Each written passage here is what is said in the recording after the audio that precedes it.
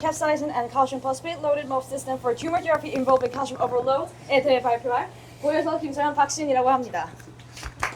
네, 전체적으로 논문의 내용을 살펴봅시다. 이 논문은 칼슘 오버로드 테라피를 효과적으로 할 수 있는 나노 메테리얼에 대해 설명하고 있는데요. 칼슘 오버로드 테라피가 뭐냐면 세포 내 칼슘 농도를 이빨이 높여가지고 그 미토콘드리아를 분해시키고 그리고 세포 사멸을 시키는 그런 항암 치료입니다. 그래서 저희는 이런 순서로 여러분께 발표를 해드릴 거고요. 좋아요. 그러면 이 나노 메테리얼이 필요한 게 뭘까요? 먼저 칼슘을 주어야겠죠. 그리고 pH에 따라 분해도가 달라져야 합니다. 왜냐하면은 이게 정상 세포에서 분해되면 좀 문제가 생기기 때문에 좀 더 약산성인 종양한 세포에서 분해될 수 있도록 해야 합니다. 그리고 생체 적합성 중요하겠죠. 들어가면 독이 되면 안 되니까요. 그리고 CA2를 주는 것도 중요하지만 그걸 세포 안으로 들어가게 만드는 것도 중요합니다. 그래서 이게 필요합니다. 그렇게 해서 만들어진 게 바로 이 친구입니다. 이 친구는 소혈청 알부민에다가 칼슘 물질 TCP, 트라이칼슘 포스페이트를 넣었고 그 다음에 캡사이신 이 CA2 플러스의 안으로 들어가는 걸 도와주는 캡사이신을 넣은 다음에 지프팔로 감싼 형태의 나노 물질입니다. 저희가 어떻게 작동하느냐 하면은 얘를 주사하면 종양 쪽으로 가겠죠. 여기서 분해가 됩니다. 그런데 이 세포에는 TRPV1이라는 그런 단백질이 있어요. 얘가 칼슘의 채널을 해줍니다. 그래서 캡사이신이 여기 붙으면 얘가 열리고 TCP에서 분해된 칼슘 이온들이 이 안으로 들어가서 치료가 시작이 되게 됩니다. 자, 이제 methodology and results를 볼 건데요. 일단 간단하게 저 친구들 어떻게 만드느냐 CH2도 나눴습니다. 첫 번째는 BSA하고 TCP를 제작을 해줬고요. 이제 두 번째는 거기다가 CAP, 그러니까 캡사이신하고 지파를 이렇게 코팅을 해준 것입니다. 일단 첫 번째 스테이지부터 보자면 일단 DMEM이라고 해가지고 세포 배양액이 있는데 거기다가 BSA를 추가를 해줘가지고 12시간 동안 배양을 해주게 되면 이제 구조 안정화가 일어나게 됩니다. 거기서 이제 CaCl2를 추가를 하게 되는데요. CaCl2는 당연히 칼슘이 있죠. 그러면 고칼슘 환경이 조성이 되고, 그러면 이제 BSA 주변에서 TCP라는 게 이제 석출이 되게 되는데, 거기다가 이제 원심 분리하고 정제를 해주면 저희가 원하는 스테이지 1에서 얻고자 했던 나노 입자를 획득할 수 있게 됩니다. 그리고 이제 두 번째 같은 경우에는 스테이지 1에서 얻었던 거에다가 캡사이신을 혼합을 해주고 거기다 이제 징크 이온을 공급해주면 이제 지프8 막이 이렇게 형성이 되는데, 그러면 저희가 아까 말했듯이 BSA하고 TCP 혼합 같은 경우에는 이제 칼슘을 포함을 하고 있죠. 그 다음에 이제 CAP 캡사이신 같은 경우가 아까 말했던 그 TRPV1이라는 채널 열리게 해주고 그 다음 지프8이 이제 pH에 따라서 선택적으로 반응을 하게 됨으로써 저희가 원하는 조건을 모두 다 만족시키는 것을 알 수 있습니다. 그럼 저희가 만들었으니까 이게 잘 작동하는지 확인해야 할 거예요. 그래서 일단 구조 분석을 먼저 해봤는데요. 크게 SEM, TEM, EDS 이렇게 세 가지로 나눠서 있습니다.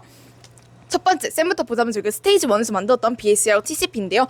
지금 보이는 것 같이 되게 동글동글하고 구형 구조를 갖고 있고 약 한 160 나노미터 정도도 되게 작고 귀여운 구조를 갖고 있죠.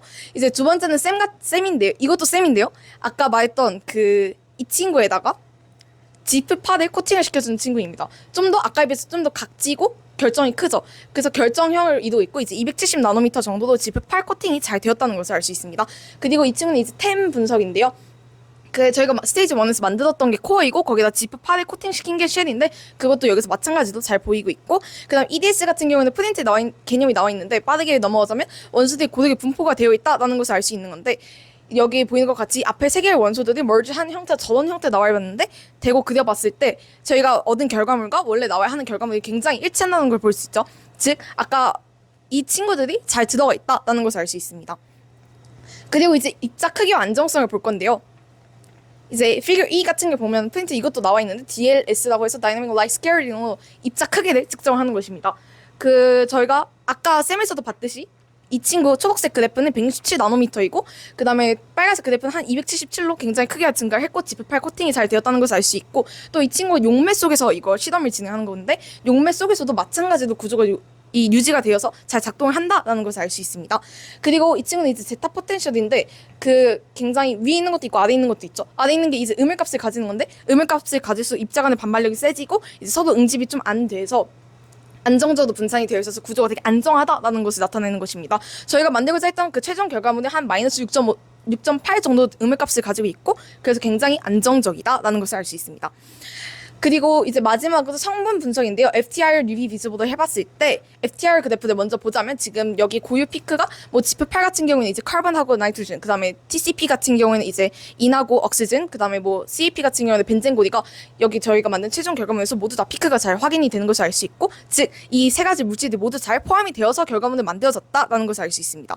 그리고 이제 성분 분석에서 UV 비즈보드 같은 경우에도 마찬가지로 캡사이신에서 이 흡수 파장에서 한 280 나노미터 정도가 저희가 만든 최종 결과물인 그래프에서도 잘 보이고 입자 안에 잘 로딩이 되었다라는 것을 알 수 있습니다.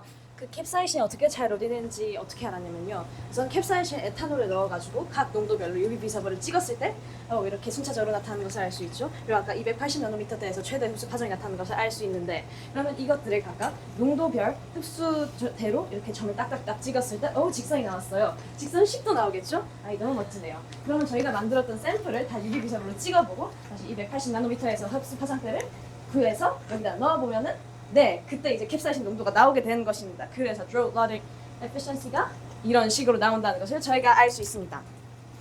그리고 이제 다시 pH에서 잘 작동하는가 봐야 하는데, 저희가 아까 수지 이게 들어갔는데 뭐 암세포에서 작동 안 하고 정상세포에서 하면 안 되겠죠? 그래서 정상세포는 이제 pH가 낮은데 저기서는 이제 캡사이신 방출을 봤을 때 전혀 반응하지 않고 있다는 것을 알 수 있고, 이제 pH가 낮은 암세포 같은 경우에서는 굉장히 방출이 잘 됐고, 마찬가지로 칼슘 이온도 같은 결과를 보이고 있습니다. 즉 이제 pH에 따라서 선택적으로 반응한다는 것을 볼 수 있고요. 그다음에 프린트에 또 나와 있는데 PBS하고 10% FBS 같은 경우가 이제 실제 저희 세포 안에 환경을 그대로 재현해 놓은데 거기서도 같은 결과를 보일 수 있습니다.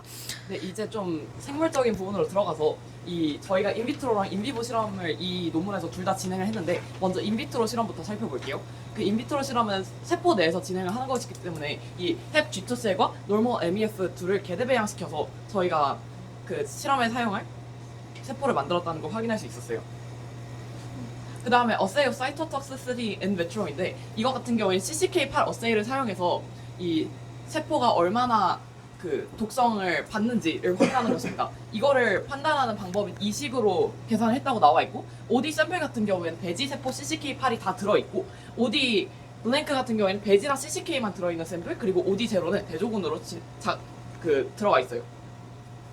그래서 이제 아까 설명을 잘 안 했던 것 같은데 햅 G2가 이제 암세포이고 MEF가 그냥 정상세포라고 보시면 될 것 같아요. 이들 똑같이 사이토톡시티 이발루에이션 해봤을 때 암세포에서 처리를 했을 때는 농도가 갈수록 이 파란색 그래프가 암세포거든요. 근데 농도가 갈수록 되게 나눠지는 것을 볼 수 있죠. 즉 농도가 높아질수록 이제 160 넘어가는 순간부터 생존율이 20% 이하로 떨어지면서 암세포에서 굉장히 잘 작용한다는 것을 알 수 있고요. 마찬가지로 같은 실험을 정상세포에서 해봤을 때는 이제 노당세포이 저희가 만든 최종 결과물에 대한 결과인데요. 동일한 농도에서도 지금 보면 70% 이상 생존을 하는 것을 볼 수 있죠. 즉 암세포에서만 작용을 한다, 굉장히 우수한 결과를 가진다라는 것을 알 수 있고요. 마찬가지로 pH가 낮은 암세포에서만 잘 작용을 한다는 것을 다시 한번 또 확인할 수 있게 됩니다. 그리고 이제 이 친구는 플로렌스 이미징으로 확인을 해본 건데, 저기 보이는 굉장히 빨간색이 많이 보이죠. 빨간색이 이제 죽은 세포인데, 암세포에서 실험을 해본 결과 이제 저희가 만든 최종 결과물이 암세포에서 되게 작용을 잘 한다, 죽은 세포들이 많다, 세포 자세를 잘 이루어낸다라는 것을 확인할 수 있는 결과입니다. 그리고 칼슘 인플로우 디터미네이션 같은 경우에는 이 햅 G2셀 암세포에다가 이 flow4AM이라는 이것도 저희가 매티리얼스에다 적어놨는데, 이걸로 flow cytometry를 확인해서 칼슘 2 플러스 이온에 농도가 얼마나 있는지를 확인할 수 있도록 하는 어세이 방법입니다. 마찬가지로 결과를 확인해봤을 때 이제 저희가 만든 최종 결과물이 칼슘 이온의 농도가 굉장히 높은 것을 알 수 있죠. 즉 아까 말씀드렸던 것 같이 칼슘 과부하가 일어나서 세포 자살이 잘 이루어진다라는 것을 알 수 있고요. 이제 같은 방법으로 또 플로렌싱 이미지를 해봤는데, 저희가 만든 건 아니지만 이쪽에서 만든 그 결과물에 대해서는 굉장히 초록색이 많이 보이는 것을 알 수 있어. 즉 세포가 많이 자살이 일어났다, 또 칼슘이 많다, 칼슘이 굉장히 많기 때문에 자살이 다 일어났다라는 것을 알 수 있고, 그 아까 말씀드렸던 TRPV1 채널이 잘 작동을 해가지고 칼슘이 잘 들어갔다라는 것을 또 확인할 수 있게 됩니다.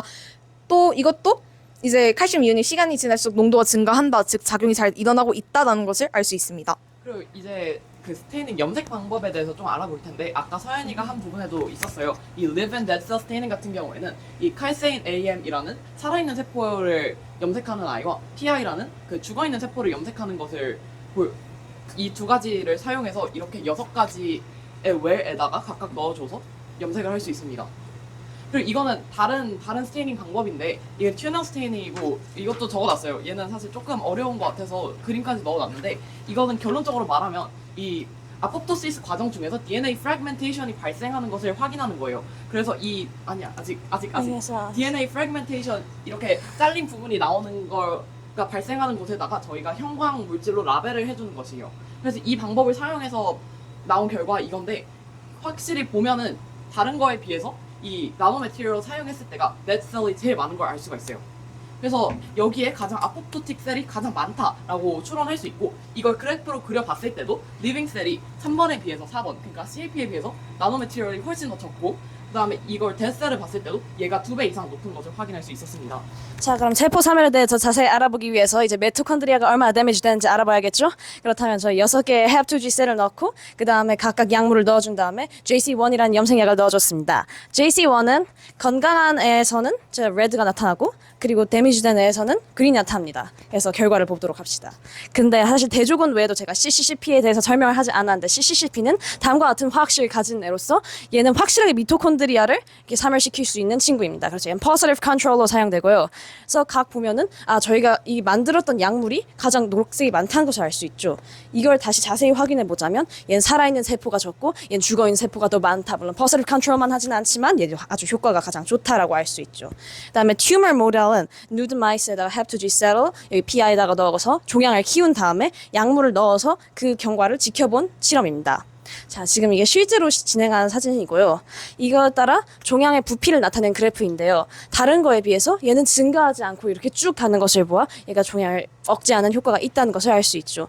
이거는 그냥 쥐들의 몸무게를 나타낸 것인데 그냥 쥐의 몸무게에 급격한 변화가 없으면 부작용이 없다는 것을 나타냅니다. 그래서 부작용도 없다는 것을 알 수 있습니다.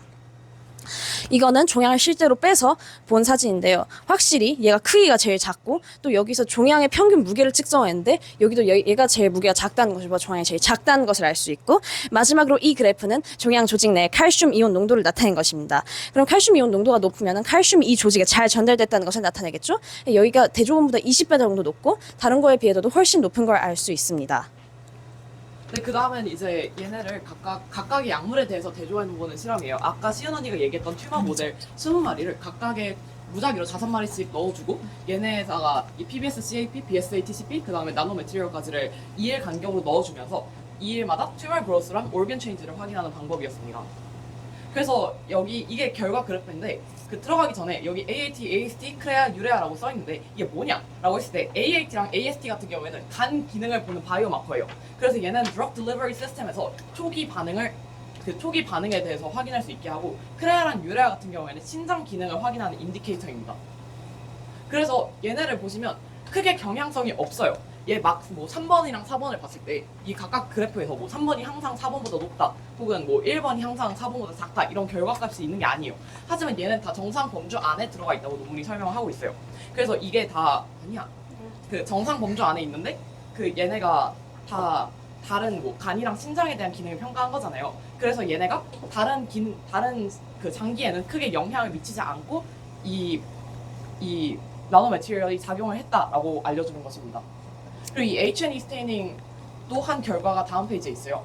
그래서 이걸 봤을 때 다른 건 색깔이 크게 막 크게 차이가 나지 않아요. 하지만 이 튜머를 봤을 때 이 친구가 가장 색깔이 제일 진해요. 이게 무슨 말이냐면 가장 데드셀이 많다는 소리거든요.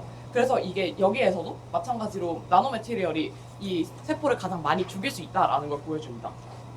그래서 마지막으로 제 파트의 마지막으로 헤모라이시스 어세이라는 게 있는데 이거 같은 경우에 용혈을 보는 거예요. 용혈은 이제 얼마나 많은 적혈구가 터져 있느냐, 죽어 있느냐를 보는 건데 얘가 5% 미만일 때 그래도 좀 용혈이 없다라고 평가를 해요. 그래서 이걸 봤을 때 저희는 이 그래프에서 이 300 나노그램 퍼 밀리리터보다 작을 때 헤모라이시스가 잘 일어나지 않는다. 그래서 성능이 좋다라고 평가를 합니다. 그리고 이제 아까부터 계속 인비버 플로렌스 이미징을 했는데 이제 아까는 그 저희가 페인트 적는 것과 같이 세포에 비슷한 환경을 만들어서 했죠.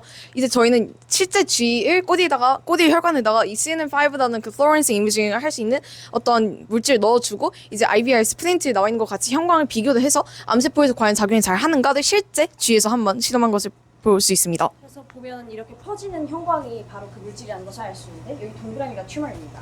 컨트롤에는 딱히 나타나지 않지만 튜머는 24hour 됐을 때 이렇게 딱 나타나는 것을 알 수 있죠. 그래서 여기 튜머에서 이렇게 가장 높다는 것을 알 수 있고요.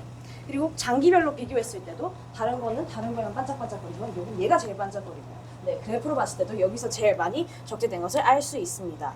그래서 결론적으로는 저희가 아포토시스, 세포 죽이는 것도 성공했고 pH에 따른 그 반응도 성공적이었으며 drug delivery도 잘 됐고 therapeutic effects도 확실히 종양이 줄어들었으며 성공적이라는 걸 알 수 있습니다. 그래서 이 나노매테리얼은 종양 감소에 효과적인 영향을 보인다. 지금까지 저희 발표였습니다. 감사합니다. 감사합니다. 우와 딱 맞췄어요.